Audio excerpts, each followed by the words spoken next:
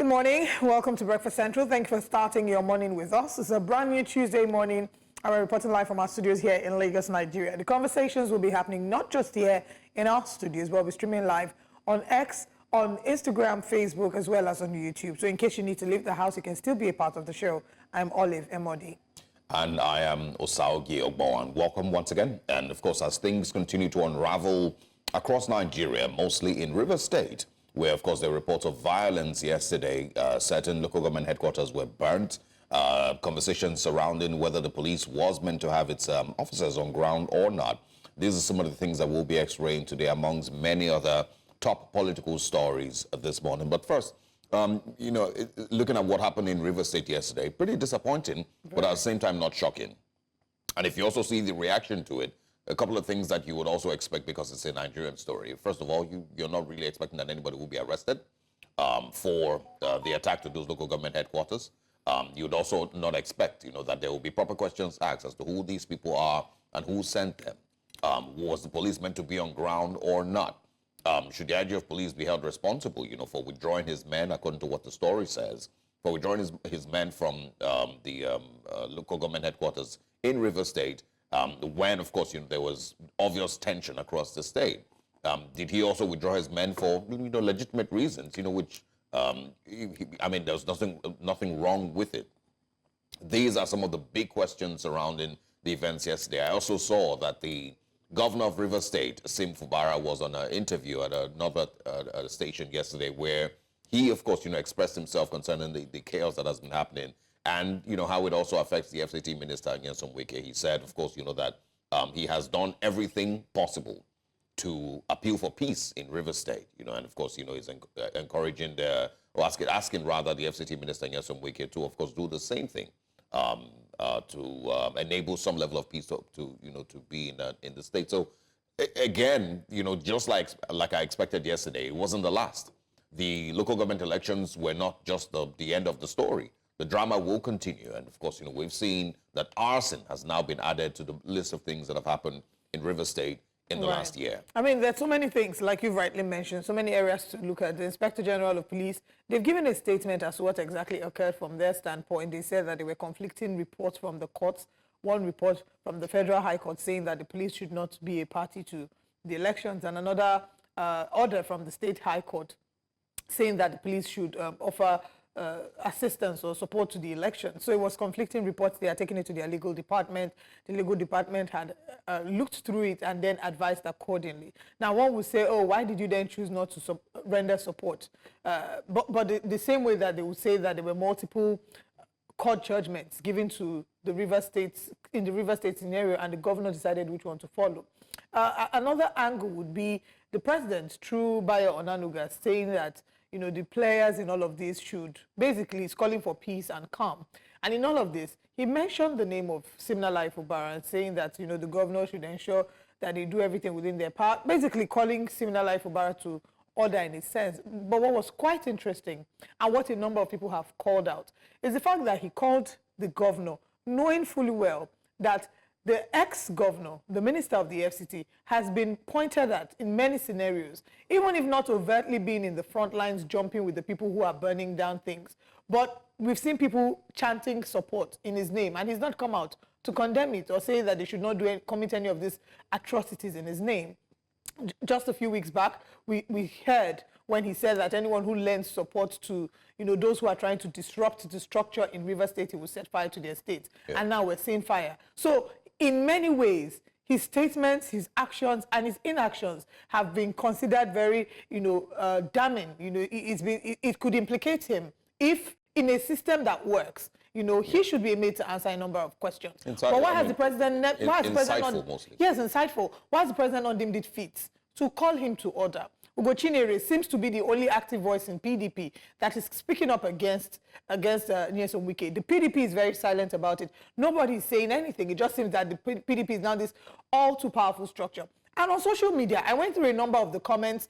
Majority of the comments we're seeing are in support of Siminalayi Fubara. Whilst, of course, there are those who are criticizing the method, saying, Unfortunately, this should not be the method, because what it seems is that he's playing the hand that was dealt him. He's doing the same thing that is being criticized.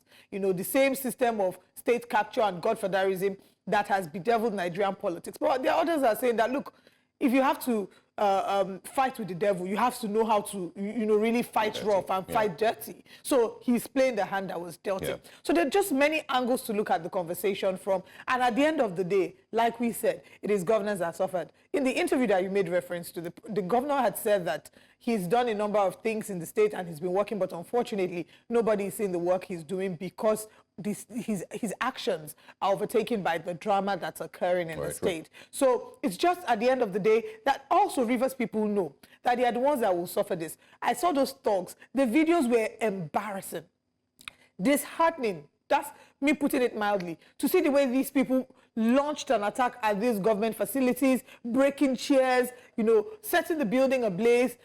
And one wonders, like, these people who are doing these things, if they had gainful employment, they will not be used as political thugs. And I'm just hoping that people realize at the end of the day that politicians would always serve their selfish interests. Yeah, and I think that is an important point to make.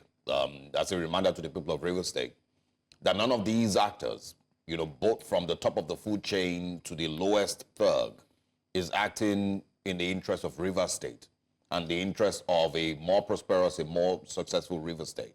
They're all acting in their own political, financial, and personal interest, nothing more.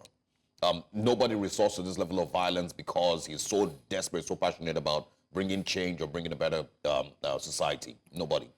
So there's that. But another thing, that I think is important to point out here is the obvious flaw in our structure, in our system, where, and this has been pointed out a long time, the need for state police, where the Inspector General of Police, says that they're acting on a court order. And so because of that court order, a state can simply just be abandoned by the police during an election or even after an election, can simply just be abandoned by the police because it is, of course, the federal that controls the police and the court order. And it still doesn't even make sense. I don't think it makes sense to anybody that the police would act on a court order and then abandon a society simply because of a court order during an election. And I mean, even if you don't have the police that are meant to be protecting the elections itself, even if I've repeatedly said that police during the elections play almost no role in securing the elections, because we've seen multiple videos, even in the 2023 elections, where policemen were present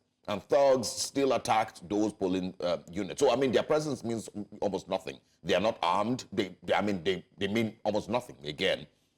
So even if it is not the police that are meant to protect the elections and the polling units and the likes, so does it mean that Rivers State doesn't even have its own simple police architecture that is their standard, that understands its duty towards protecting government property and, of course, the lives of and property of the people of Rivers State? So that is an obvious flaw. Can I just so when put we out talk something? about, yeah, I mean, you can, but so when you talk about the police being withdrawn, so it means that they don't have any other form of security, and that's why people continue to call for state police. Let the states be in charge of their police force and be in charge of their own security. But part of the argument that they would then levy against it is that then when the state is in charge of its own state police force, they'll be able to manipulate it to do their own bidding. In this case, with Simnala Ifubara going against the court order that they have decided to stick with. But the arguments go on and on. We will be talking more about Rivers State throughout the conversations today. But now let's share with you what our top stories are this morning. Violence, gunshots mark council chairman's resumption in Rivers State. Of course, the governor had talked about this and had foreseen that this was going to happen. President Tinubu directs IGP to restore calm in Rivers local government. And still looking at politics in Nigeria, Labour Party welcomes Kwankwaso's offer to run with Obi, it would seem. We'll find out the details of that. Pantami seeks review of immunity for Nigerian leaders. And the newspaper will be reviewed. We'll open the phone line so you can call in and react to any of the stories. All these and more on Breakfast Central. Now let's bring you breakfast headlines.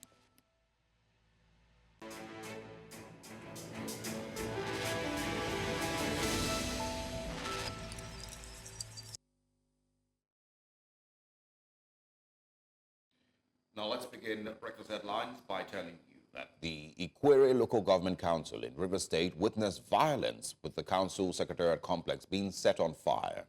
The same violence was recorded in parts of the Ikwerre Local Government area, Secretariat, where a section of the offices were set ablaze by yet-to-be-identified youths. In the same vein, gunshots disrupted the plenary session at Obiakpo as Chijoke Ihunwo inaugurated the 10th legislative arm of the council.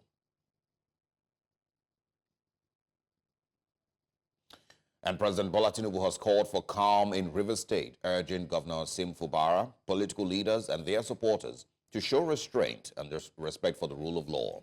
This follows rising tensions after the last Saturday's local government council election, with reports of arson and explosions causing alarm. The president has directed the police to swiftly restore peace and order in the state. Meanwhile, the Nigerian police force has reiterated its commitment to neutrality and adherence to legal directives concerning the recently concluded local government elections in Rivers State. This comes amid allegations of partisanship. Addressing a press briefing in Lagos, the force clarified that its actions were guided by a series of court orders.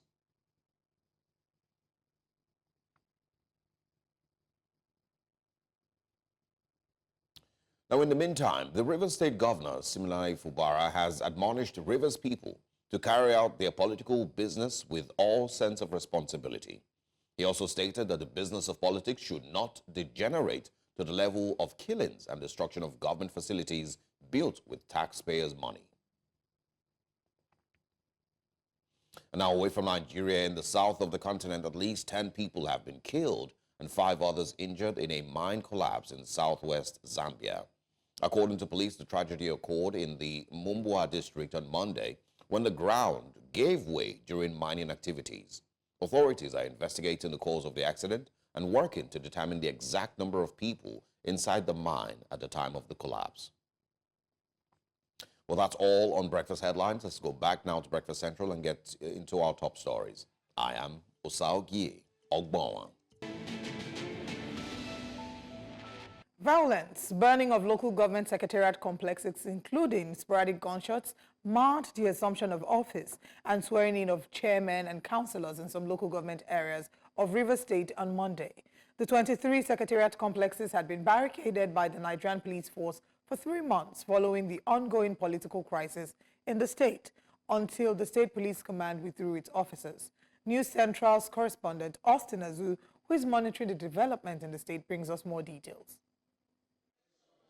After the swearing-in of council chairman by the Rivers State Governor, Similai Fubara, the council chairman would in turn swear in the councillors-elect and vice chairman, their respective AGAs. Though the ceremony was quite peaceful in Port Harcourt City AGA, but took a different tone in Eleme, Emoha, Oyigbo, and other AGAs, where secretariats were set ablaze by suspected hoodlums, leaving many people with varying degrees of injuries.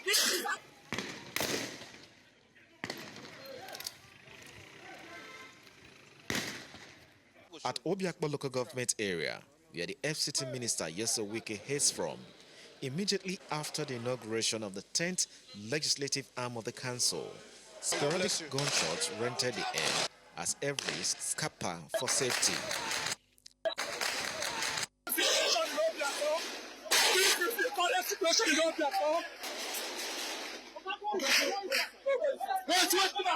After a few hours, when no mercy perceived to have returned to the council secretariats, New Central News Crew, however, seeks to examine the level of damage during the crossfire.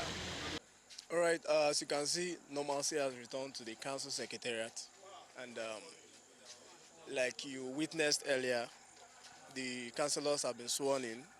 We have elected our principal officers, and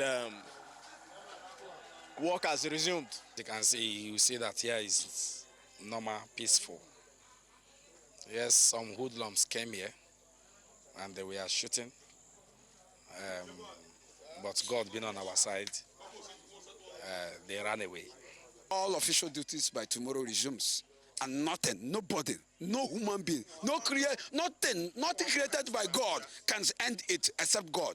So nobody anywhere should think that this gate can be closed by anybody. And if such people attempt to come close to this gate, we are going to get them alive. We will get them alive. Speaking with newsmen, Chairman of Ikwerre Local Government Council who expressed displeasure in an attempt to raise down the Secretariat complex, said he would leave no stone unturned to ensure he protects the council property and staff. The council boss thereafter renamed the admin block from Nyensa Wike to Ebilawe House, even as he called on President Bola Tinubu to sack the FCT minister. I am telling the IG of police that if any building here go down, businesses that they own university will go down. And I'm ready to go to prison for that. Because you cannot come and destroy the structure of our forefathers. You have done your 3 for 80. Allow people to rule their own tenure. You can't be up and down and nobody can be God. Wike is not God. Yes. And let me advise him, those who are pushing him are also killing him. They are beating him and clapping him. With the likes of those who are calling them Rivers Judge, this one, that. Wike should be advised to go and arrest. Because for this fight, it's going to be. But anybody who comes to shoot gun here, destroy anything here, there will be problem for that person. And let me also call on Mr. President that Wike, he should immediately sack Wike because Wike is threatening democracy in Nigeria. As one takes a walk outside the Secretariat complex, one can still see empty bullets on the floor. This ugly incident has again brought to the fore how local government administration can work effectively and efficiently, devoid of this avoidable violence. In Ikwerre local government area of Rivers State, I'm Austin Azu. Thank you very much, Austin Azu, for that report. And do stay safe. We have a clip of Austin on camera running and dodging bullets because there were some live bullets that were being fired. And we will talk about what happened yesterday shortly, and we'll hopefully have Austin join us live. But let's move the conversation away from Rivers State to the Labour Party. The Labour Party has welcomed Senator Kwankwaso's offer to be Peter Obi's running mate in the 2027 presidential election. Kwankwaso, who was the 2023 presidential candidate of the New Nigeria People's Party, NNPP, expressed his willingness to serve as deputy, provided certain conditions are met. The Labour Party's National Secretary, Omar Farouk, called it a welcome development, but appealed to the former Kano governor not to kill the mega talks with his insinuation of being a merger, with his insinuation of being a better politician and holding a higher educational degree. Recall that Labour Party and the NNPP had considered a merger ahead of the 2023 general elections, but the inability of either Obi or Kwankwaso to concede the leadership collapsed the move. Now joining us is Labour Party chieftain, Barrister Femi Kende. Good morning, and thanks for joining us, Barrister Femi. Good morning, Nigeria. Okay, I mean, before we start, let's first of all, identify, there seems to be a tiny issue to clarify here. Omar Farouk is speaking as the Secretary of Labour Party, is that correct? Yes, in the National Secretary of Labour Party that has just, however, that tenure has expired, and those are the issues that we'll likely go into in the course of this conversation. Okay, I mean, so he's not necessarily to be seen as representing Labour Party as it stands and Labour Party's views, is he? Yeah, he's still a member of the Labour Party, but as being an official of the Labour Party is another conversation entirely, because there's if you recall, in 2018 there was a court judgment that mandated Labour Party to conduct a convention right from the world level up to the national level. However, in 2022, INEC broke a settlement that delayed that convention from holding at that point in time due to the election that was coming in 2023. And fast forward, one would have expected that after the election, a proper convention would have taken place from the world level up to the local government, then to the state Congress and National Convention. But that has not been done in this case. What has been done by Abure and Co. is to go to National Convention without following the party constitution. The party constitution recognizes 4 main organs of the party. The World Congress is number one, followed by the Local Government Congress, then the State Congress, and the National Convention. And you can't jump the gun. So those are the issues that Labour Party has been having for some time now, and these issues are in the public. And as a party, we all face challenges, and challenges is part of human experience. So these issues are not limited to Labour Party. By the grace of God, the party is already taking steps to ensure that these issues are rectified. Yeah. And one of those steps is the recent National Caretaker Committee that was set up by the party leadership in Abia. Yeah, Barrister Femi. Yeah, so we don't spend too much time on this one. I only just asked that because I wanted to clarify the position of Umar Farouk and, of course, the position of Darlington Wokocha, who is currently the interim secretary, as it is stated. So let's just at least be sure where the confirmation is coming from. Olive? All right. I just wanted to clarify that. But now let's talk about this new update. So if Umar Farouk says that the Labour Party is welcoming Kwankwaso's willingness to be the deputy to Peter Obi, is that a stand that the Labour Party as a whole acknowledges? The Labour Party welcome anybody to join its fold. We are a Democrat, a social democrat, and anybody who shares our ideologies are welcome to the party. We operate an open door policy. Every Nigerian that believes in Peter Obi, who's our principal, is welcome to join the party. And this is not the first time that this kind of conversation will come up. And it came up shortly before the presidential election, even though there was it didn't see the light of the day at that time. So for Kwankwaso to now, make the offer at this time is a welcome development. Yeah, well, I mean, welcome development from Rabi Musa Kwankwaso wanting to be, or eager rather, to be the deputy to Peter Obi, while the Labour Party still has, according to the last election, Baba Dati Ahmed as its Labour VP to Peter Obi. So, have you also seen the reaction from people commenting, and of course, who follow the Labour Party? Not very many people are excited about it.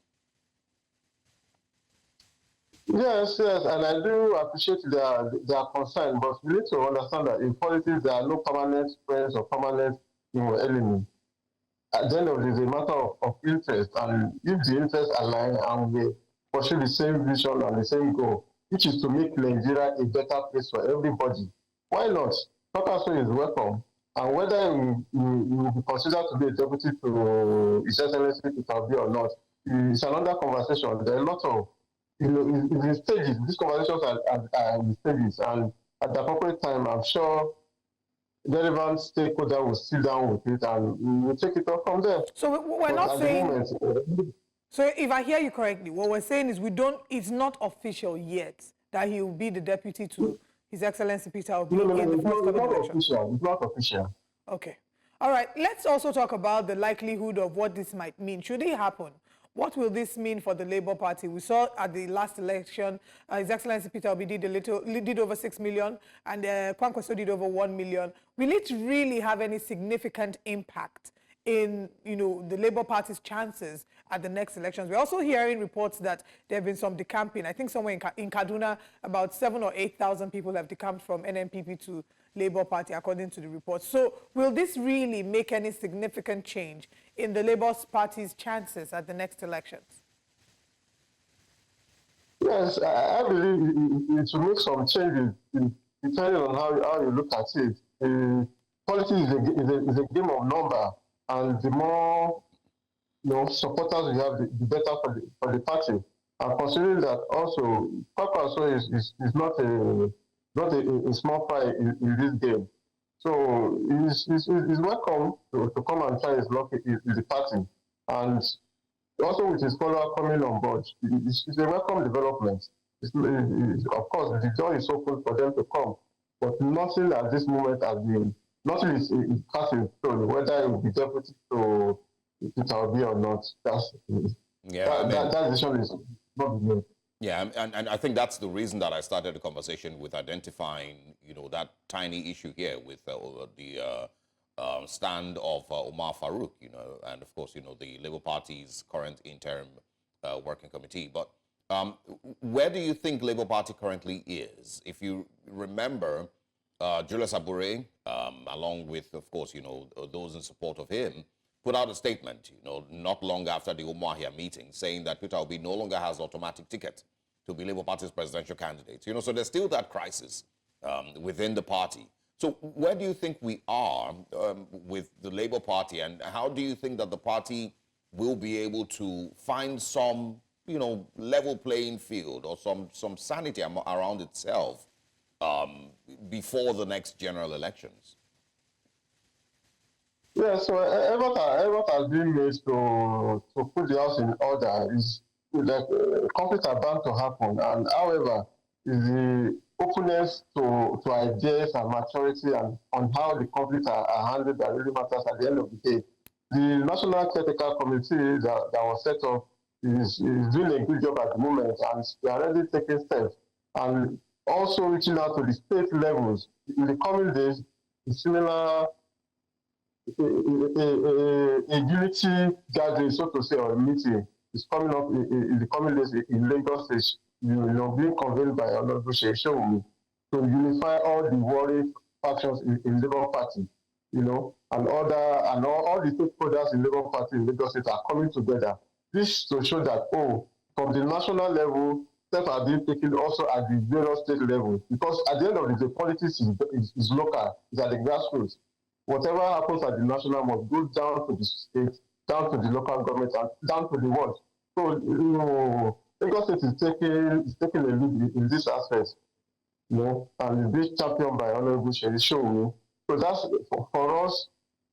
Once all the warring parties are brought together, at the end of the day, we have a unified house. And once we have a unified house, the issue of who the party candidate will be for the next election is left for the party member to decide. That's the beauty of democracy. Is at the end of the day, the voice of the people that will determine who the party candidate is. Yeah. Irrespective of what Agude and Koa say, but as it is, Peter Obi is still the best candidate that we have for the Labour Party as of today. There's no doubt about that. Yeah. All right. Just also we'll come back to talking about Labour Party, but I want us to talk about Kwankwaso a little bit. If Kwankwaso has said that he's offered to be deputy to Peter Obi at the next elections, if certain conditions are met, do we know what exactly these certain conditions are? Well, unfortunately, at the moment, no official communication has been made to the party, so we can't speak on what these conditions are. But from the interview that he granted, he was talking about, if I recall very well, about trust issue, and yes, trust definitely is a major issue in Nigerian politics, even between the government and the government, the populace. So these are it takes time to build trust, and for us to work with Kwankwaso and his people, it's a matter of time. Once conversation starts, and we see how the conversation goes, so every other thing will be put in place. Yeah. All right. One of the things that gave the Labour Party and Peter Obi and Dati Ahmed the followership that they had in 2023 was mostly a judgment of their character by Nigerians. The ability to pull that many followers and supporters and 6 million plus votes in such a short time was mostly because of how Nigerians, the obedience as they're called, judged these persons. I don't know if you believe that, or if you think that Rabiu Musa Kwankwaso, yes, is a political heavyweight in Kano State, and in maybe other parts of northern Nigeria. But do you think that those 6 million people, if they still are, do you think they will also fall in line behind the Labour Party if there is such a merger? Yes, it depends on how you look at it. And for us to determine that question, we have to look at the track record of Kwankwaso when he was governor and when he was also a federal minister. So those are the things. And at the end of the day, is more of a perception issue, and how people perceive him, and how the kind of person that, in terms of integrity and character. So those are left for our followers to look at, and obedience with Peter Obi 100%. And also I have no doubt that they also listen to Peter Obi being our principal. So like I said, these are early days, and things are still very fluid, and we don't know yet how things will unfold with time. So finger crossed at this time. Well, again, for our viewers this morning, wherever you might be watching us from, these are really just hypothetical, situations. The Labour Party Secretary Umar Farouk currently, of course, is not fully recognized as Labour Party Secretary to even accept Kwankwaso's offer in the first place. Peter Obi also has not said anything. Neither has any other, top-ranking member of the Labour Party. Just to clarify that this is not an official stance of the Labour Party as it stands. But I also want to talk about some of the things that have made headlines concerning the Labour Party, and that is the accusations of financial mismanagement, from Julius Abure to Aisha Yusuf and the likes, and of course, also, the other way, accusing Julius Abure as well. Have there been any investigations as to how the funds of the party were allegedly mismanaged during the 2023 presidential campaigns? Yeah, before now, there has been a report to the police to investigate this issue. The former National Financial Secretary wrote a petition to EFCC or the police, if I recall very well, and the matter has been submitted for police investigation. It is now left for the police, as they are constitutionally empowered to investigate any suspicion of crime anywhere and by whoever. So one would expect that, having done our bid by submitting the relevant petition to the relevant agencies, those government agencies or security apparatus ought to have taken a look into this thing, and whatever their findings is ought to have been made public by now. But it's taking longer than expected. But you are still hoping that sooner or later the police will make their investigation open. All the evidence and what have been submitted to the police for investigation. Okay, well, I think the concern might be if this will ever be concluded or brought to a logical conclusion, or if it will be one of those conversations that just keep stalling and we don't get to see an end. But like you said, we're hoping that the police does its investigations and the findings are made public. Thank you very much, Barrister Femi Kehinde, for joining us on the conversation this morning. Thank you for having me. All right. We'll go on a very quick break, and when we come back, we'll be heading to River State, where our correspondent is standing by to give us an update on all that's been happening. With violence that has erupted in different parts of River State, we thought it was imperative to have a conversation with our correspondent who is live there. We have Austin Azu to give us updates regarding what's happening in River State. Good morning, Austin. Where are you reporting live from this morning, and what's the update? Joy, we are currently at Farga, the local government area here in the Port Harcourt city. Of course, behind me, you can see that we have other people who kept watch over the night to ensure that they're able to protect this particular facility. And we equally have the presence of the NSCDC and DSS on the ground here, who are keeping touch to ensure that nobody invade this particular facility, unlike what you have in other places like Ikwerre and Emoha and other areas. But meanwhile, we have other people who will talk to us how the two looks like. Okay, we have the Chief of Staff to the local government here. Please tell us your name and tell us how it looks like. This is day 2 after the resumption. Good morning. My name is Honorable Raymond Ndobisi. Well, as you can see, the council is peaceful and calm. Day 1, which is yesterday, we resumed in earnest, and the mayor made his way into his office, sat down in his hollow seat as the mayor, swore in the councillors unpanicked, swore in the deputy chairman, and work has started in earnest. That was day 1. Then day 2, as you can see, we can't leave the council, pour us for anybody to come and attack us based on what is happening in other LGAs. So we took guard and make sure that this LGA is protected. If you watch, you did not just gain access into the council. You are screened and they said, go inside. That is the way we have made the security very tight. And this day too, as you can see, we woke up with a surprising visit with gunshots. Some persons came thinking we are off guard, but we stood guard to make sure that this council is steadfast and resolute. We made sure we chased them away. Our security persons, the civil defense and the police, took charge to make sure that we chased the men. They came with 2 vehicles around the early hours of 5 o'clock to 5. So we were sleeping. They understood that they met their march and they have to leave the area. So that was what we woke up with today. And as you can see, workers are driving in. Work will soon start in NS. We have cleaned and sanitized the entire council, unlike what you are seeing in other edges, bushes and all that. Faga is very cool, peaceful, and calm. Thank you very much. Okay, let's hear from you, sir. Tell us another perspective to what he has said so far. What would you like to add to what he has said? Nothing much, but I want to send a direct message to whoever is their sponsor. We are fully prepared. We are fully on guard. We will not be taken unawares. So I want to advise the well-meaning people of Port Harcourt City Local Government to go about their lawful businesses, that nothing is happening.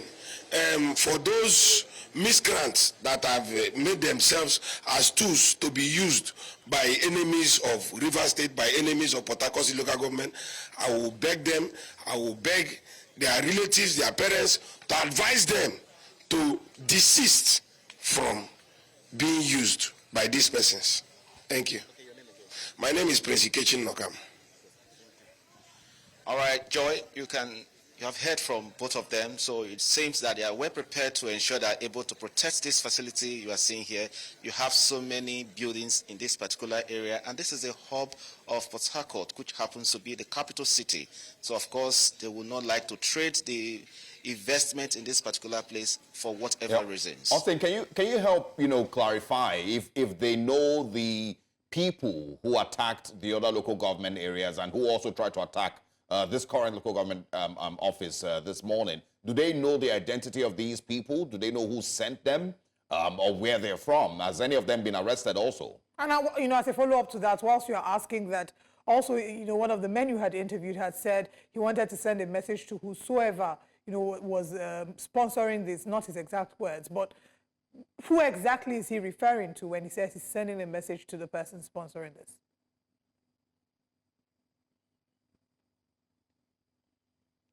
Okay, let me have your kind permission to talk to them again. Okay, when you were talking, sir, you said that you are sending the message to somebody.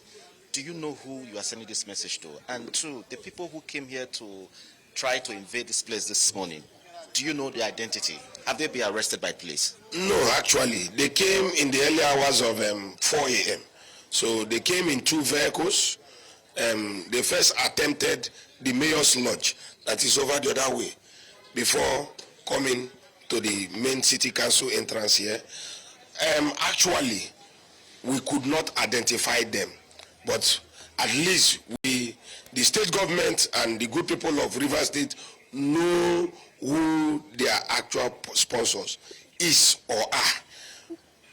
Is one man that is sponsoring them in River State, and in our local government here, they are being sponsored by some persons through the one man, and his name is no other than the FCT Minister of the Federal Republic of Nigeria. Okay, sir, it happens to be like this is a security matter. Do you wish the police to weigh into this to arrest those sponsors and perpetrators of this violence in River State? Well, if the police will stand up to the occasion, we welcome them with 2 arms. But we are resolute with our people.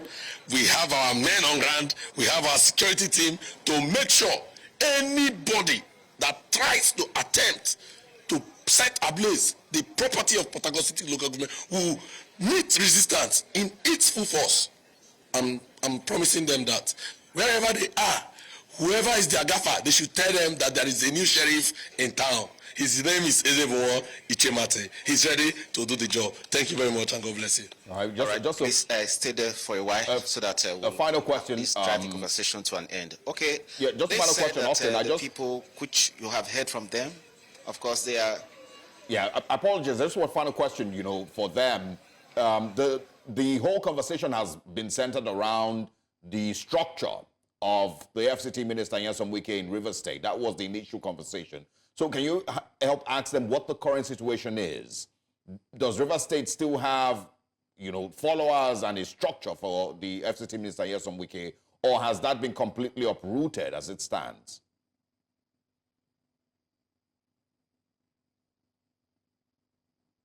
For now, we cannot actually tell if they have been uprooted, because it seems that these people operate in guerrilla form. So they will come and attack and they will leave and they will keep moving from one place to another, just like what you heard from them right now. They came around 4 a.m. to lead attack on the mayor's lodge, and thereafter an attempt to break into these premises, which they said that they were highly resisted by the men on the ground here. So, but we hope to go, around the various local government areas, that those we can assess within Port Harcourt and environs, to see the level of development, day 2 of the resumption of the council chairman and their councillors. All right, Austin Azo, thank you very much for bringing us live updates. Do stay safe. I saw the video of you shouting, "It's happening live in Obiakpo," on X. So please stay safe, and we hope that we don't have a repeat of such incidences across Rivers State. All right.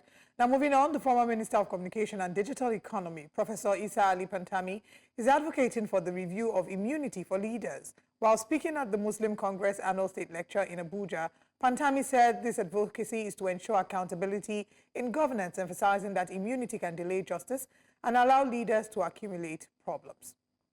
Now, Pantami's call for accountability comes amid persistent delays of justice and disregard for the rule of law in legal cases of former public office holders. Joining us to discuss this is political, economy and management expert, Professor Pat Utomi. Good morning, and thanks for joining us. Good morning. It's a pleasure to join you. Okay. I mean, in most parts of the world, political office holders have some level of immunity. Do you agree with the views of Isa Pantami that it should maybe be reversed here in Nigeria? Well, every law has a reason. What is the purpose of the law? Does the law serve that purpose? All laws can be placed on a certain hierarchy, which is more important than the other. Now, the primary goal of democracy is representation, agency. So whoever serves you in public office is your agent. And so the first duty of democracy is to make sure that your agent accounts to you for doing the assignment that he represents you on. Whether it's corporate governance, as in business sector, or in the public sector, the primary goal of the agency function is accountability to those who deploy the agent. Now, when you deploy an agent into public office, it is possible that the nature of society, maybe a litigious society, may lead to people wasting the time of the agent by going to court at every turn. And so he may not have enough time to do, or she may not have enough time to do the work that they have been assigned. This is the very reason for the idea of immunity while in office. But we can see from the Nigerian experience that it has been so abused, and it trumps the higher order, value of accountability. In that case, I think that Isa Pantami is right in calling for a review. But if we want to bear in mind the reason for the law in the first place, while recognizing the fact that it has made nonsense of the more important object of accountability, there are ways that we can deal with the matter. I have suggested previously that there is no question in my mind that the immunity clause has become an albatross on Nigeria's democracy. I can tell you for free something that was said in a state cabinet meeting. Of course, prudence will not allow me to say exactly which state. But one commissioner in a state once called me and said, please, can you help talk to this, our governor? I know that he talks about you. I said, what's the problem? He said the governor was presenting something that was scandalous to council. I mean, wholesale stealing, literally. And they jokingly just said, Governor, softly, you know, this can be EFCC kind of problem in the future. And the governor simply dismissed them and said, look, my friend, all you have to do is have 500 million for EFCC and 500 million for the judges. And you can proceed to do what you want to do. When the time comes, all you have to do is EFCC will nicely bring you to the judge. The judge will give you a bail, and that is the end of the matter. Now, this is total abuse of the idea of accountability. So I suggested in a presentation a couple of years ago that what we should probably do is create a clearinghouse that will involve some elements of civil society, some elements of the judiciary, and some elements of the executive branch that will be charged like an ombudsman to review petitions against governors or people who have immunity, so that if the petitions are frivolous and will just waste their time, they could put a stay. But if there is merit in showing that accountability is being abused here, they should be able to take the person who currently enjoys immunity to court and prosecute them while they are in office. By the way, the United States of America has very limited immunity. I'm not even sure that governors have immunity at all. There's a limited immunity around the presidency not to get in the way of his work. But the Nigerian one is wholesale and has been subject to incredible abuse. So the need to review it is definitely one that is more than due. So I agree with Mr. Pantami. All right. I think another concern would be that even judging by what we have now, there really isn't any guarantee that even when they're out of office, they'll be made to be accountable for their time in office. You mentioned the United States. Even if we go to just South Africa here, we'll see that even Jacob Zuma was made to go to court. We don't really see precedents like that here in Nigeria. Governors, presidents spend their time in office. When they leave the seats, the next administration that comes into office complains about mismanagement of funds and how they met an empty treasury, and nothing really is done. Case in point would be the case of Yahaya Bello, who has a fraud charge against him, mismanagement of funds to the tune of 110 billion naira leveled against him by the EFCC. Until date, he's been declared a wanted person. One would ask why it's very difficult for the law enforcement agents to get him. So if we're judging by what we have now, where people cannot say they can guarantee that the government and people in these positions where they enjoy immunity are not even made to face the law when they leave, what's the guarantee that even if we modify it to reflect what Isa Pantami is suggesting, that there would actually be accountability had? No, we have a big problem in Nigeria, and it is a general problem of the failure of the judicial system and failure of institutions of integrity in government, total and complete failure. There are many who tell you that the EFCC itself is the biggest problem, that the corruption. I mean, I was talking to a governor, sitting governor, just a few weeks ago, and he was talking about one of his predecessors. I said, he has the EFCC problem. So I said, which was it? He said, if you have the EFCC problem, you will never rest until EFCC take both what you took and what you didn't take. So EFCC is considered extremely corrupt by politicians.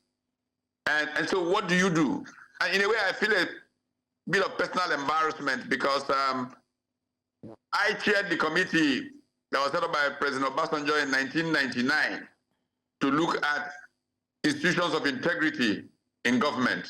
That committee, which had private sector people like Nasima President, Commissioner DIG of Police, Abang Wushishi, Convention on Business Integrity, Sojia Pampa, General Ishola Williams, all of those people, we worked so hard to devise these institutions that are now failing.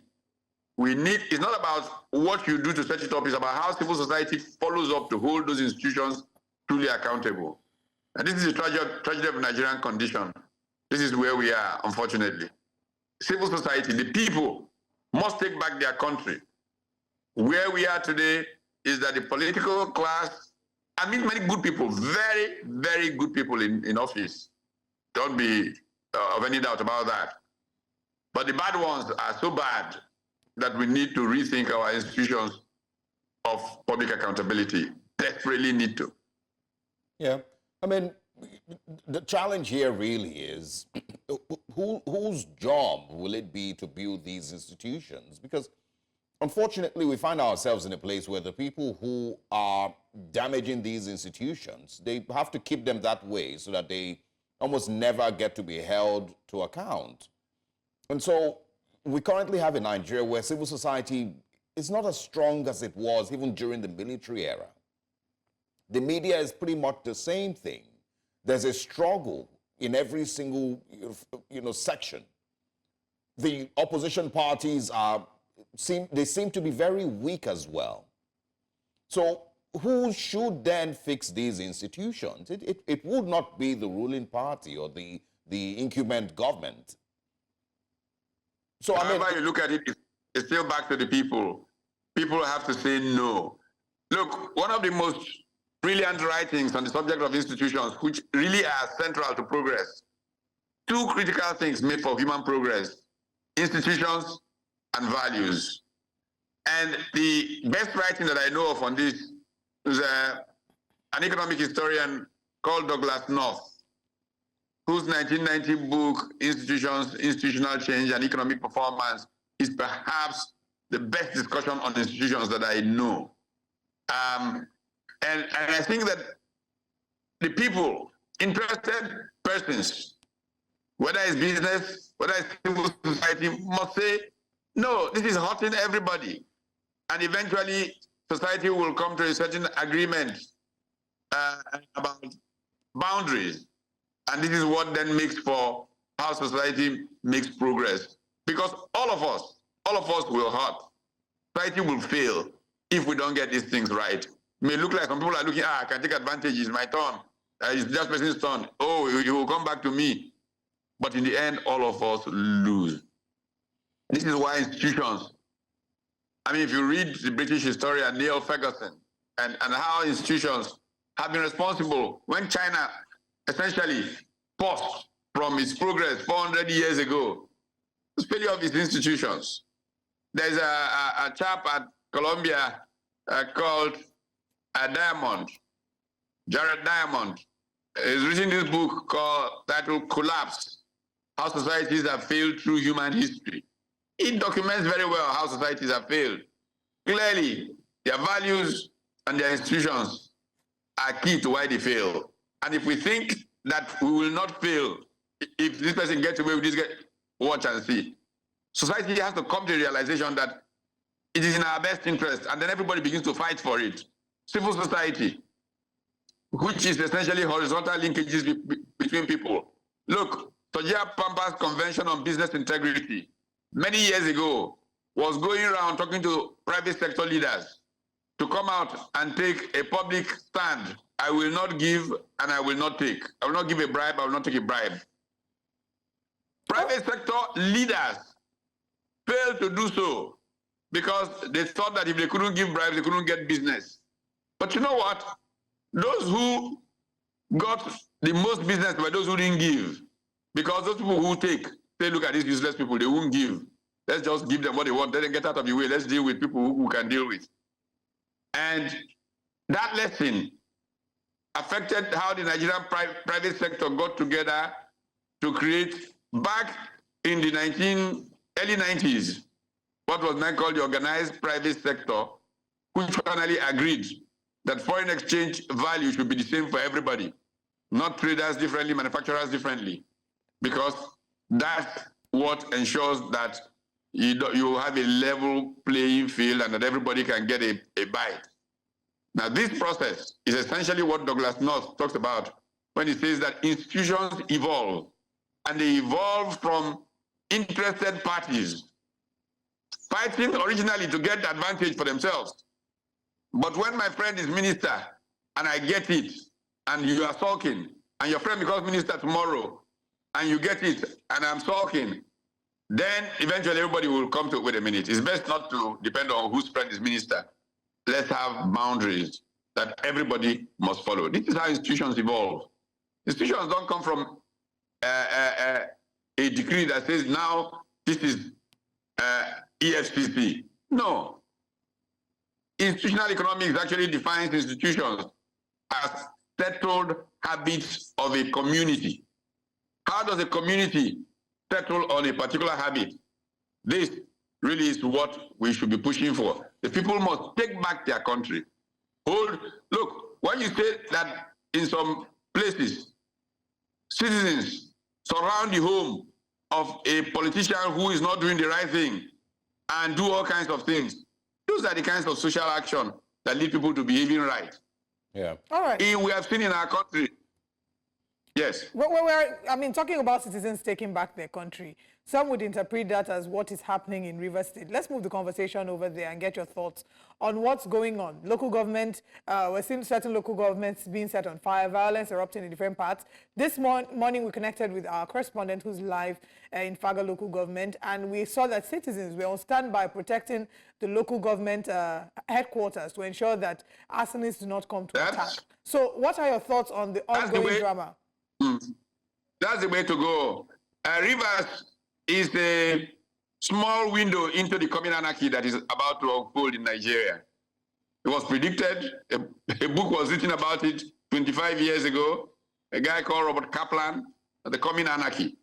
Those who are in charge in Abuja, who fail to act and allow what's happening in Lagos, in Port Harcourt or Rivers State to be happening, they should watch out because it will consume them. This is how it has happened through history. And that is why people should act responsibly. You cannot do things like that in any society and think that there will be no consequence. Invariably it is. But the consequence may be 0-0, loss for everybody. We all go down the way of Somalia. The two leading parties in this conflict in Rivers State are the current governor, Governor Siminalayi Fubara, and the former governor, who is now the minister of the FCT, Minister Isa.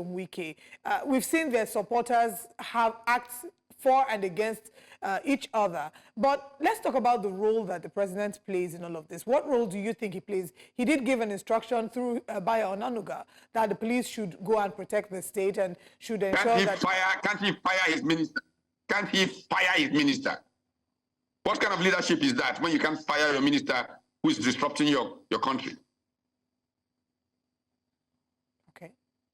All right. So I guess that would be it regarding the president. You expect him to fire Nyesom Wike. Nyesom Wike's influence has been growing over the past few months, or would I say years. But how do you foresee this playing out, with Siminalayi Fubara, who's been criticized? There's some people who have criticized him, saying that he's playing the same politics that the country is fighting against, politics of state capture and godfatherism. There are people who say that what he's doing, yes, might seem like it's for the benefit of the people of Rivers State, but he's enforcing the same stereotypes that politicians before him have enforced, and that at the next elections, he would have also, created his own structure with all of this that's going on. What do you say in response to that? I'm not in support of this side or that side. All I'm talking about is order. Certain things must be done to ensure order in society. It's not about whether Wike is right or Fubara is right. No, that's not what I'm talking about. It's about order in society. Ordinary people who are suffering this do not deserve it. So whoever is in charge, if it means calling Wike to order, if it means, if Wike has something against what's happening there, are they not the ones who say go to court? They should go to court. Why are they doing whatever is going on there if they are the ones doing it? This is not acceptable in civilized society.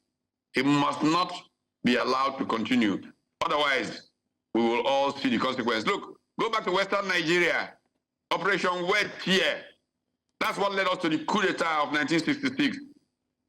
That's what led to the convergence of soldiers and oil and to why Nigeria's economy, which grew in a short period from 56 to 1960, manufacturing 20% of GDP, export-led manufacturing of textiles in Kaduna in 1960.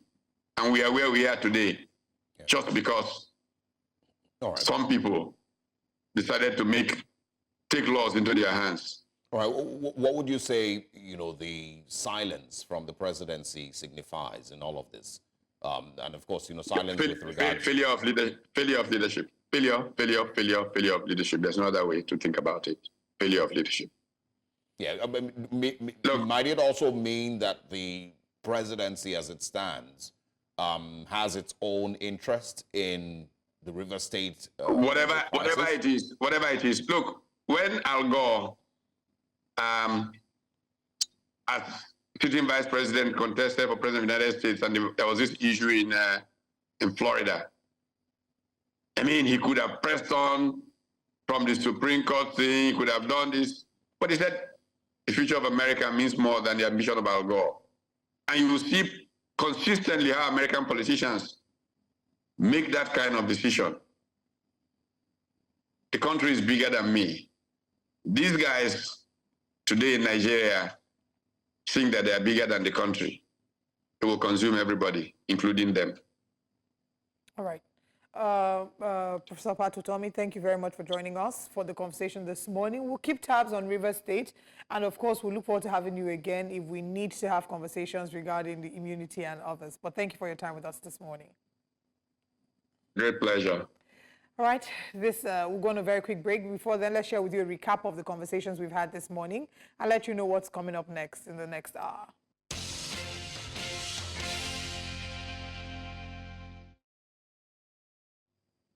Welcome once again. Now let's get into the newspapers and share with you the major stories making headlines across Nigeria this morning. We're joined by the publisher of the niche newspaper, Ikwerre. Good morning, and thanks for joining us. Good morning, sir. Good to have you. Good morning. Good to have you here. And good morning, Nigerians. Let's begin on the Vanguard newspapers this morning and share with you what the major stories are. Expecting River State will make the headlines. Yes, it says there, Rivers, 5 killed, local government headquarters set ablaze. Chairman chased out. Tinubu directs police to provide local government officers security. Autonomy, don't give workers salary to local governments. Labour begs federal government.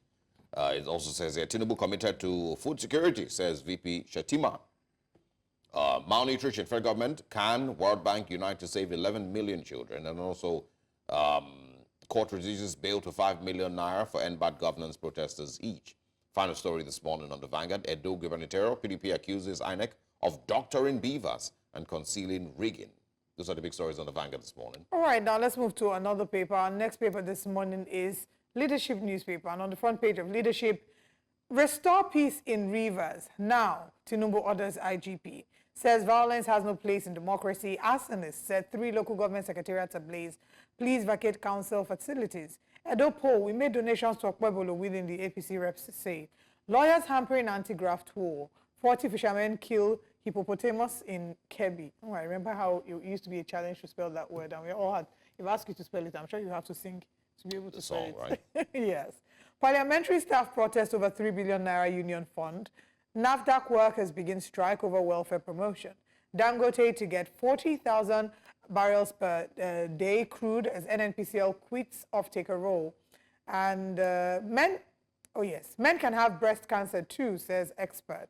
Bandits abduct district head and 8 others in Kebbi. That's all we can take on the Leadership. Let's go to our third paper for the morning. All right, just quickly on the daily independent newspapers before we bring in our guest. Rivers local government poll, Tinubu warns angry parties against self-help and calls for change of tactics in fighting corruption. And also Tinubu not averse rather to food security in Nigeria, says Shatima. All organs of APC except the NWC are not functioning, says Lukman. We can also find here, NAFDAC workers begin indefinite strike. Very interesting. Dangote refinery would propel Africa out of poverty, Chambers is saying. I'm not sure how that is because, well, Nigerians can't even buy, you know, the the petrol that is coming out of it. So let's quickly bring in our guests. You know, definitely we're going to start with River State. You know, 1, 2, 3, maybe more lives have been lost in the battle between two political heavyweights. You know, that of course, you know, has led to what we saw yesterday. It is a crisis foretold. I'm not sure there's any Nigerian who is surprised at what happened in River State yesterday. See also, if there is any clear demonstration or indication that our so-called democracy has become a criminal enterprise, it is the problem that is going on in River State now. And it is unfortunate that this is happening, that politicians are becoming so brazen, and that this is the kind of democracy that President Bola Tinubu, the so-called Democrat, the so-called person who bettered democracy in the Fourth Republic. It is so sad that this is happening under his watch. I read the letter, the statement he issued yesterday via Bayonanoga. I don't know how much impute the president made. Don't forget he's vacationing. Yes, currently. In United Kingdom. So his heirs, Bayonanoga in particular, may have sat down to write that letter, which is very, very sad. Because in that letter, what did President Bola Tinubu say? He called out Fubara by name and other political actors, which is so pretentious, if you ask me. Because we all know that the major actor in this fight is the minister, Federal Capital Territory Minister, Nyesom Wike. He does not hide it. Those who were parading all over the streets yesterday, burning, killing, maiming innocent Nigerian citizens, they have not hidden the fact that they are supporters of Nyesom Wike. And then we all saw the crisis unfold in real time on television yesterday. The guys were not even wearing masks. They are all there. And what did the president and commander-in-chief, the chief security officer of the Nigerian nation, what did he say? De-escalate. There was no marching order to say, like they did in End Bad Governance Now protest, arrest these people. Yes. These are the sanctions that, these are now people who are committing treason. And arson. And there's no fire in the president's statement. All that we had was mere pandering to politics. I don't know where this will get Nigeria to, but I have written, and look at the Inspector General of Police injecting himself fully into this crisis, being partisan. He's not hiding it. The judiciary, a judge, gave ruling that the police should not take part in election. Of course, he knew that the courts have no right to stop elections. So he was being smart by half in giving the ruling that he gave. And the IGP of police told Nigerian police officers to stay away from providing the people the security, which is the primary responsibility of the police. Yes. See, when we come here every day to analyze these issues, I don't know why these people are so shameless. I don't know why these people are so shameless. at the end of the day, I just heard this morning that I think the Port Harcourt local government, that the people have taken it upon themselves to go there and protect their common property. We saw this morning, we connected with Austin as well, our correspondent, in one of the local government areas. We even spoke with them. They were on ground saying that they're there to protect the local government. That is the way to go. That is the way to go. Unless and until Nigerians take it upon themselves to take over their country from these guys who are there, nothing will work. Look, you don't plead with these people. These are bullies. And the only way to deal with a bully is to confront him. The moment you defeat a bully, that is the end of the bullying. But if it is to say you're going to sit back and plead, it doesn't work. Nigerians have pleaded now for too long. These guys are taking Nigerians for granted. They don't own this country, for God's sake. They don't. Similarly, Fubara, in an interview that he granted yesterday on channels, said that he had pleaded, he had begged, that he had done everything possible to ensure that there's peace in the state, and that he's willing to do whatever it takes to ensure that there's peace in the state, obviously insinuating, brokering some form of, I don't know, maybe willing to beg more if that is necessary. But the question now is, we had Patu Tommy a few minutes ago asking, why can't the president fire Nyesom Wike? And in the president's speech through Bayo Onanuga, like you mentioned, he mentioned Siminalayi Fubara's name, and Nyesom Wike was not in any way mentioned. So is that a conversation that should be highlighted, and do you even see that coming to the fore at all? We have all highlighted the fact that, look, Nyesom Wike is an appointee of President Bola Tinubu. This crisis in Rivers State is a proxy war for 2027. President Tinubu is right in the middle, center, and right of the crisis in Rivers State. That is the politics. Look, there's this friend of mine, another statesman. He lost now telling me, in fact, we had that argument again last week. He said he likes talking about people who have the capacity to win election. He said in 2023 that he voted for Mr. Peter Obi of the Labour Party, but that he did that to fulfill all righteousness because he thought it was the turn of the Southeast to produce the president, but that he knew that even if 100% of the 93 million so-called registered voters had voted for Peter Obi, that he would have still lost the election. Of course, he would say there's a contradiction there, but he said because Peter Obi did not have the capacity to win election, that Bola Tinubu has the capacity. It is this capacity that is in full display. The capacity of, I don't know how to put it, that it would be offensive on television. But the truth of the matter is that Bola Tinubu cannot sack Nyesom Wike, because whatever Nyesom Wike is doing it on behalf of the president. I have said it on this television once, that the value Nyesom Wike brings to the table, to the Bola Tinubu governance table, is the fact that he is used in holding PDP down, and then he thinks that if he wins this war in Rivers State, then Rivers State will be there for Tinubu to take in 2027.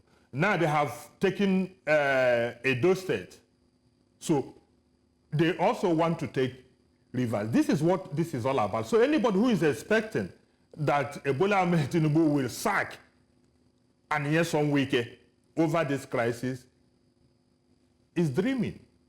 That person is not a student of the Nigerian politics as defined by those who have the capacity to win elections in Nigeria.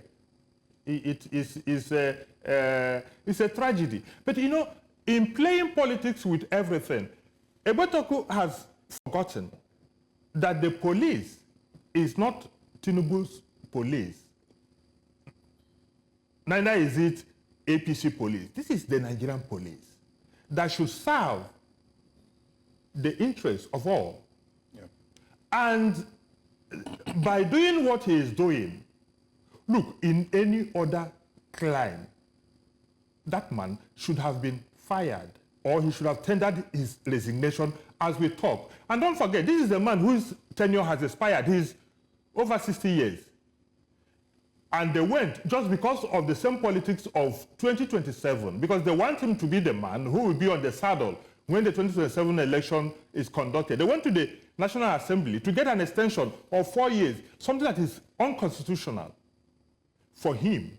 So that man is sitting down there as the IG of police illegally. Nigerians should be aware of what is going on. But, you know, look, unless and until the people decide to say enough is enough, this nonsense will continue. These people don't mean well for Nigeria. And you know, in his October 1st speech, the president said he had attracted $30 billion FDI. Come on. No sane investor will see what happened in Rivers State yesterday and bring $1 to this economy. Can you hold on? Let's bring in Babarere, who's joining us via phone lines. Good morning. Hello. Morning, sir. Go ahead quickly. Thank you, my brother. I am Babarere, calling from Abeokuta, Ogun State. Everybody, I greet you. Good morning. Thank you very much. Let me go to the issue this morning. We have a vice president.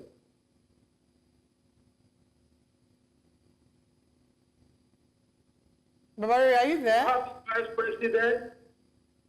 It's on the ground, and one of the part of the country is flame. Yes, I'm with you. All right. Hello? Please go ahead. Go ahead. Hello. So the vice, like I was saying, we have a vice president. It's on the ground.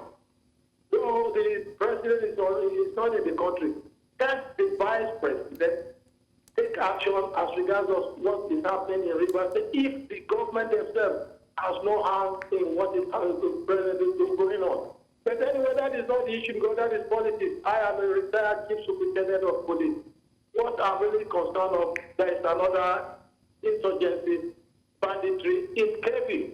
I said something yesterday. So something that happened in Kaduna, insecurity. Now it has happened again in Kebbi. Do we really have the military to contain the insecurity in this country? That is my point. I said it yesterday that if this Nigerian government cannot do it alone, they should seek for external assistance. That your guest yesterday invaded that thing, he could not say anything about it. So I'm passing it to this your guest today. If Nigeria cannot handle this insecurity thing alone, can't we look up to the UK, US to help us out of this doldrums? All right. I told you some example. The Malians, when they were in problems of this sort, they sought the France assistance. All right. Thank you very much. Thank you very much for calling. Because of time, I think we can also just use the time to squeeze in the conversations on the Punch this morning. It says Naira for crude. Federal government panels proposes 6-month supply for Dangote refinery. Nigerians, have been, recently disappointed, because they expected that the supply of crude oil to Dangote in Naira will maybe give some hope somehow, some way, some magical hope of reduction in the cost of petrol. But NNPC seems to instead be proposing a price increase. And of course, it's rumored to be 1,350 naira per litre of petrol. So just your quick thoughts on how this has been handled so far with the emergence of the Dangote refinery and the succor that it, promised to bring. Anybody who had believed that the coming on stream of Dangote refinery will impact positively in terms of price reduction, that was mere illusion. It wasn't going to happen. I was chuckling all the while when Nigerians, Nigerians are easily carried away. And when everybody, if there's a soundbite out there, everybody latches on it. The coming of Dangote refinery is the game changer, is this thing, the prices will come down and all that. And I ask myself, how? The truth of the matter is that these prices, if we don't take our time and study what is going on, petrol will sell in this country at the rate of 2,000 naira per liter. Of course, embedded in that story is this thing by an NPC saying that they will quit being the sole off-taker of products from Dangote refinery. It means that it will be free. Everybody will go and buy at market price. The 1,300 that you said people are speculating that petrol will sell in this country is an understatement. It will get to 2,000. The question to ask is that, do Nigerians have the capacity to endure this? That is where we are. Yeah, but I mean, what is a possible solution if not subsidy? There is no alternative to subsidy. Look, Osa, when people go and borrow from Bretton Woods institution and IMF, World Bank telling you remove all subsidy, how? The crisis we are facing today, and this is why when President Tinubu comes on air to tell you he inherited a comatose economy, and therefore that the problem we have today was not caused by him. I say this is being smart by half. Yes, Buhari ran this economy aground. But the truth of the matter is that the crisis of cost of living and every other thing we have today were caused by two policies enunciated by the government of President Bola Tinubu. The first one is the removal of subsidy. The subsidy is gone pronouncement he made on May 29, 2023. And the floating of the naira, which has devalued naira from about 600 or 700 naira to $1 when he became president to over 1,600 that we have today.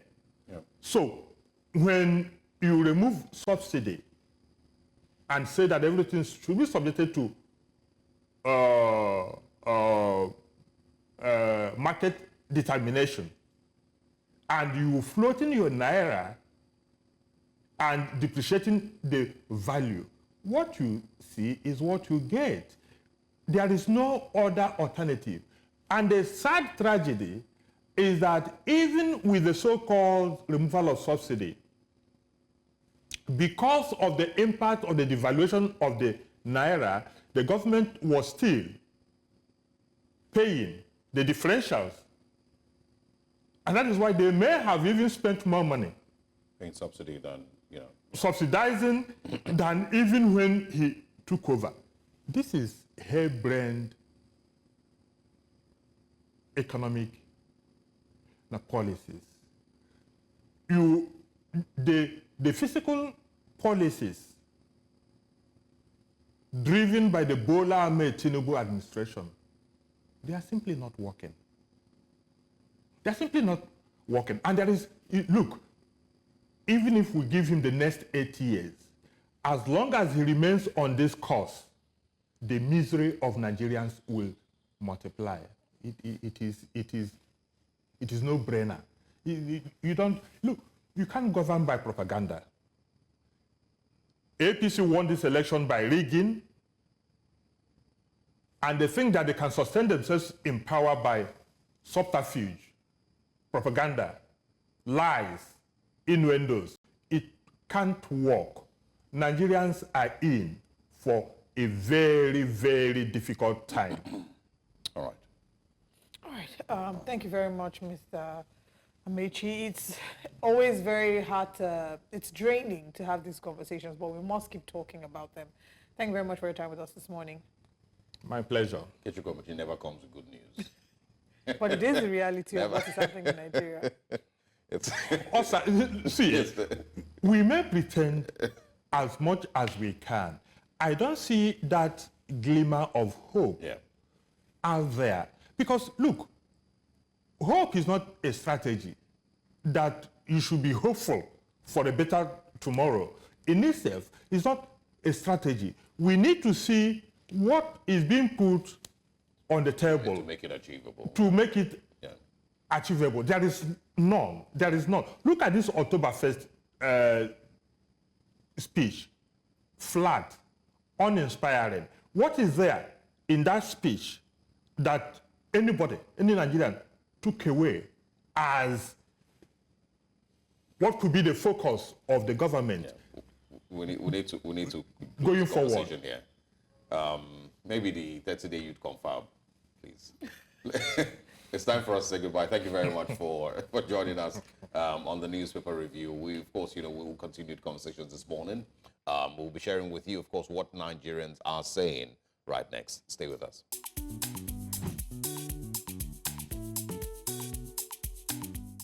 Violence has erupted in different local government areas in Rivers State with, of course, the conclusion of the local government elections and the swearing-in of the local government chairman.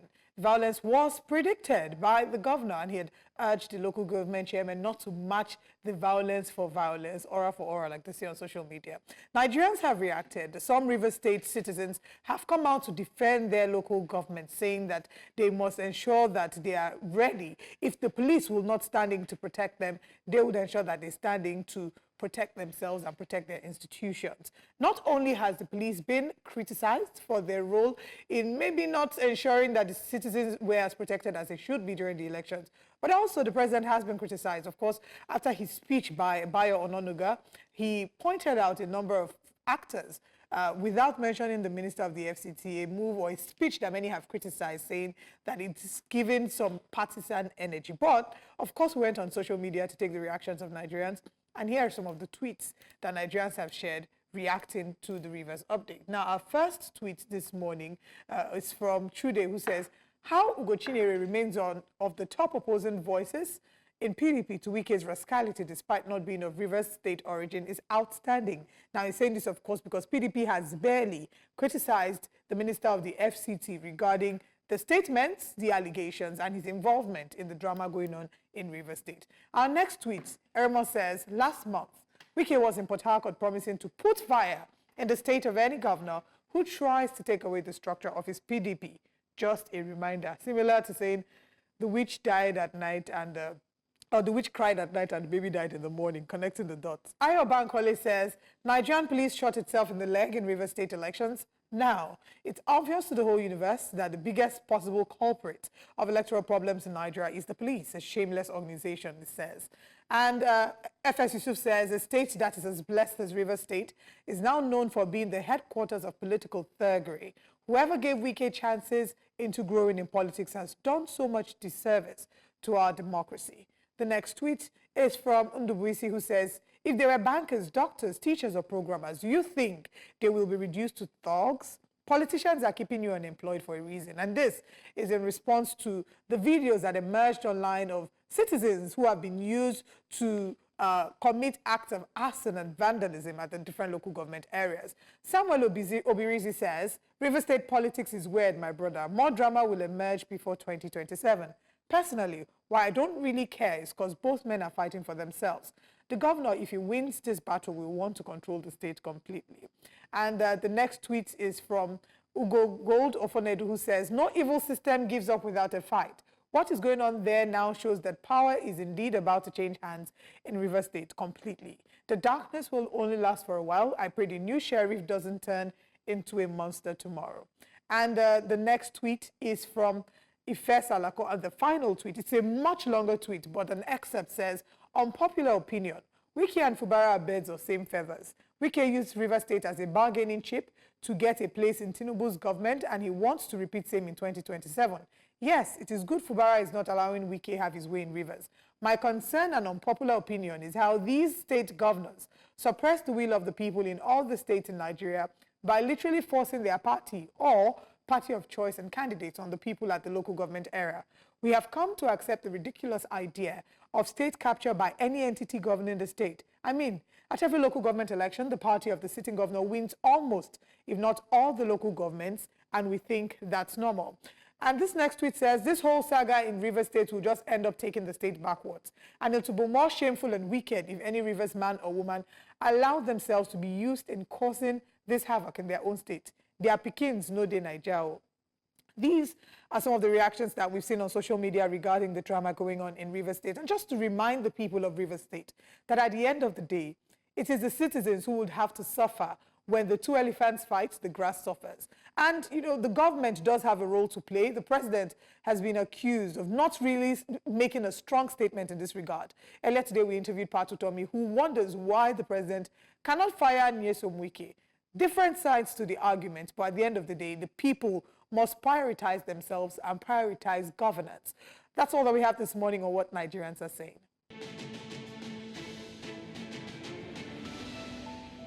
And thanks very much to Olive for that one, what Nigerians are saying. Very interesting reactions to the ongoing drama in Rivers State. Now, let's move away from there. You know, according to Harvard Business Review, collaborative leaders regularly seek out diverse opinions and ideas among themselves to build strategies and solve problems. As a result, employees are more engaged, feel trusted, and are more likely to take ownership of their work.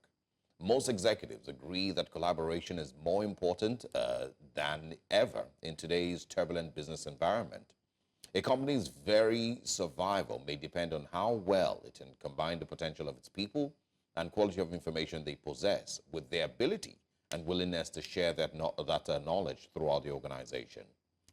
Now, joining us this morning, of course, is our guest, who is the CEO of Aspire Coronation Trust Foundation, Isa Ali. Good morning, and thank you very much for joining us. Oli, how are you doing? Very well, thank you. It's good to see you. Welcome to the show. We're talking this morning about collaborative leadership, and you know, it's not a term that is often used by a number of people, or maybe they use it quite loosely without understanding the depth of what it means and why it's important in revolutionizing how leadership is being done in Africa. So talk to us about what truly it means and the practicality of collaborative leadership. Thank you for having me. I mean, when we talk about collaborative leadership, we're talking about leadership coming together from various sectors, including the public, the private, and the social sector, to foster partnerships and collective impact, and really promoting the resources for sustainable development. Daily, we in Africa, we grapple with varying challenges from, you know, threatening development, leadership, as you just discussed this morning, insecurity, climate change, and such like. But as we may begin to realize, one single entity cannot solve the problem on their own, and we must be positioned to solve Africa's problems together. There's need for collectively working together. That's where collaborative leadership comes into play. Gone are the days where everyone waits for the government, the private sector, or even the social sector to do these things, both locally and globally. We must begin to think more collaboratively as leaders, even as just in our different sectors. And that is where collaborative leadership must come into play in this season that we are all in now. All right, tell us a little bit more about what the ACT Foundation's dialogue is all about concerning collaborative leadership. So our foundation, we're in our 8th dialogue process, and what we do is really bringing different stakeholders together, making them understand, depending on what is going on in the situation in the season. And this year, we decided that collaborative leadership was more in line with what was going on. And we have decided to come together to have a conversation about it, but not only in terms of conversing, but coming up with solutions that bring about impact in the long term. And we think to ourselves that this is important, especially now. So the dialogue for us is going to come up with, it's really helping us to foster our partnerships, helping us to promote collaboration, helping us to drive impact across all the different countries that we work with. And the last few years, ACT Foundation is in working with over 100 organizations. We're in 12 countries across Africa. And we are working with also the private sector. We're also working with the public sector as well. And we feel that everybody must come to the table to bring about solutions to the situations that we are finding ourselves in. Okay, I mean, you've highlighted a number of the challenges that have birthed the need to have the conversation about collaborative leadership. But let's look at, I mean, insecurity is one of the issues that you've mentioned. What would you say are some of the other challenges that you're hoping that this conference will be able to talk about? And what would you say, you know, would have occurred for you to say that indeed this conference was a successful conference? I mean, for us, it's not, I mean, we know, I mean, leadership is key, but poverty is also a major force across everything that we're talking about now.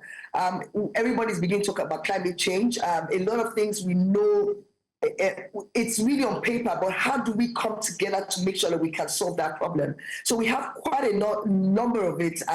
But for us, it's the involvement. We have to involve ourselves. Is a commitment to shared leadership, is a commitment to mutual respect across board, moving beyond just transactional relationships, not only in the global south, but also in the global north. How do we work together to make sure that we are all on the same table? A lot of times we have conversations, we know what the situation is, but everybody's speaking different languages. But when you talk about collaborative leadership, and based on what you said, even from the Harvard Business Review that you had read, the inspiration is really in terms of making sure that everybody's speaking the same language and coming up with impactful solutions, not just solutions, but impactful solutions that will transcend and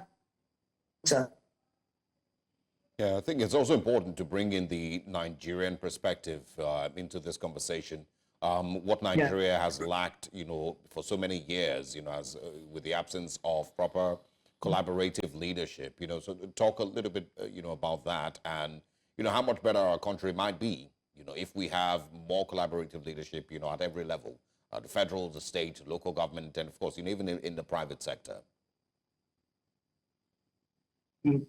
I mean, even just listening to your conversation this morning, I was thinking to myself, I mean, really, when we work in silos and feel to ourselves that local government is better off, the state government is better off, everybody's doing things in different ways, then we lose traction of who we are, first of all, as a people. And this is coming back to Nigeria, first of all, as a people. And then are we as a community and as a country supposed to even be doing at this time? So we need to also think about the commitments and the values that we bring to the table. We have to develop even the strategies and the frameworks and provide people with just an ability to think past themselves. A lot of times when we talk about collaborations, we must realize that collaboration is a synergy that works together. And we must come out of that feeling of the fact that it's a silo thing. We're in it for ourselves. We must also be very futuristic about what the solutions we're coming up with.